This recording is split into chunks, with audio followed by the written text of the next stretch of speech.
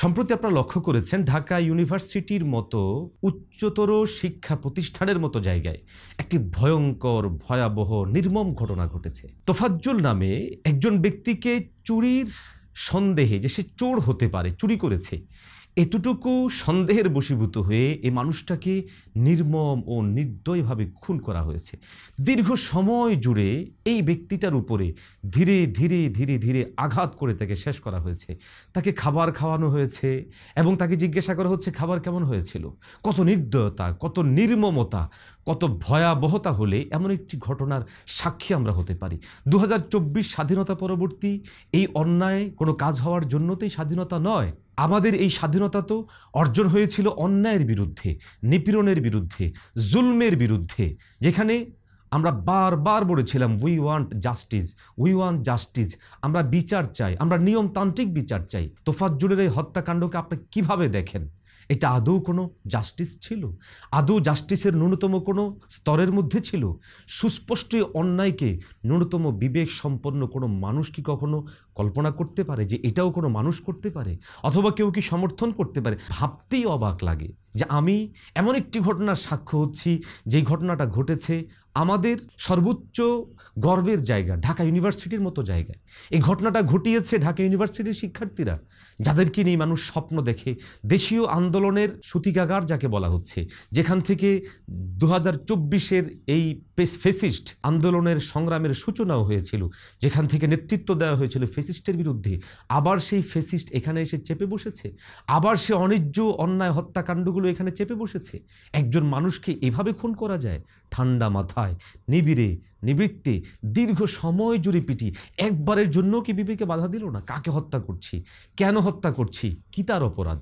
প্রিয় ভাইয়েরা, সাবধান ও সতর্কতা হওয়া আমাদের জন্য অত্যন্ত জরুরি। মনে রাখা চাই আমাদের ইসলামের সৌন্দর্য সেটা মানবতাকে উজ্জ্বল করার মধ্যে। আমাদের ইসলামের সৌন্দর্য এখানেই যে ইসলাম মানবতা শিখায়, মহানুভবতা শিখায়। ইসলাম প্রতিটা মানুষকে মানুষ হিসাবে মূল্যায়িত করে তার অধিকার প্রতিষ্ঠা করে। চাই সে পাগল হতে পারে, চাই সে অসুস্থ হতে পারে, কিংবা সে সংখ্যালঘু বিধর্মী হতে পারে, অথবা সংখ্যাগরিষ্ঠ কোনো মানুষের অংশীদার হতে পারে। আজকে যে হত্যাকাণ্ড ঘটল, এই হত্যাকাণ্ড কখনোই সমর্থনযোগ্য না। যদি এখানে কোনো মুসলিম ভাইরা থেকে থাকেন, আমরা আপনাদেরকে পরিষ্কার ভাষায় বলছি, আল্লাহকে ভয় করুন। আল্লাহ পাক কালামুল্লাহের মধ্যে পরিষ্কার বলেছেন, ওয়ামাই ইয়াকতুল মুমিনা মুতাআম্মিদান ফাজাযাহু জাহান্নাম। ইচ্ছাকৃতভাবে কেউ যদি কোনো মুমিনকে হত্যা করে তাহলে তার শাস্তি হবে জাহান্নাম। রব এরপরে পরিষ্কার বলেন, খালিদান ফিহা, সে সেখানে চিরস্থায়ীভাবে থাকবে। ওয়া গাদিবাল্লাহু আলাইহি, এবং আল্লাহ তার উপর অসন্তুষ্ট হন। ওয়া লাআনাহু, আল্লাহ তার উপর লানত করেন, অভিসম্পাত করেন। ওয়া আ'আদ্দা লাহু আযাবান আযীমা, আল্লাহ পাক তার জন্য প্রস্তুত করে রেখেছেন কঠোরতর আযাব।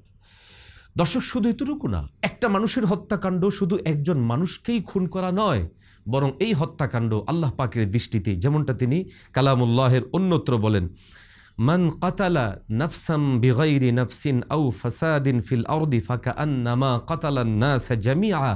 আল্লাহ বলেন, কেউ যদি কোনো মানুষকে অন্যায়ভাবে হত্যা করে তাহলে সে কেমন যেন গোটা জগৎবাসীকে সে হত্যা করল। হাদিস শরীফের মধ্যে রাসূলুল্লাহ সাল্লাল্লাহু আলাইহি ওয়াসাল্লাম পরিষ্কারভাবে বলেছেন, লাউ আন্না আহলাস সামাই ওয়াল আরদি, যদি কোনো আসমান জমিনের সমস্ত অধিবাসীরা মিলে একজন মানুষকে হত্যা করে তাহলে আল্লাহ রব্বুল আলামিন তাদের সবাইকে নিঃশেষ করে দিবেন, এবং নিঃশেষ করে দিতেও আল্লাহ পাক রব্বুল আলামিন বিন্দু পরিমাণ কুণ্ঠাবোধ করবেন না। কালামুল্লাহের মধ্যে আল্লাহ পাক পরিষ্কার বলেছেন, হাদিস শরীফের মধ্যে রাসূলুল্লাহ সাল্লাল্লাহু আলাইহি ওয়াসাল্লামের পরিষ্কার বক্তব্য আমাদের সামনে এসেছে। আল্লাহ পাক আরও বলেন, লা যাওয়ালু দুনিয়া আহওয়ানু আলাল্লাহ মিন কাতলি রাজুলিন মুমিনিন।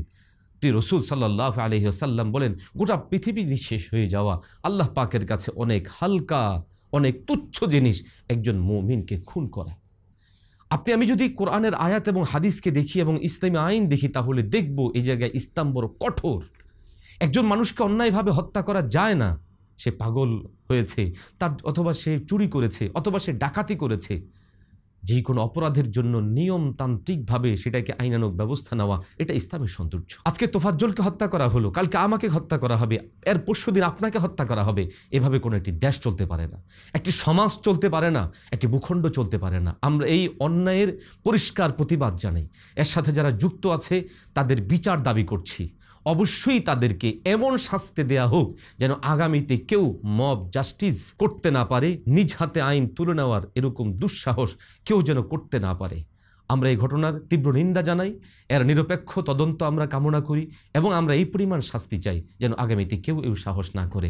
আল্লাহ আমাদের এই দেশকে হেফাজত করেন, এই দেশের স্বাধীনতাকে আল্লাহ পাক রব্বুল আলামিন মজবুত করেন, যে কোনো ধরনের চক্রান্ত ষড়যন্ত্র থেকে আমাদের দেশকে হেফাজত করেন। আমিন।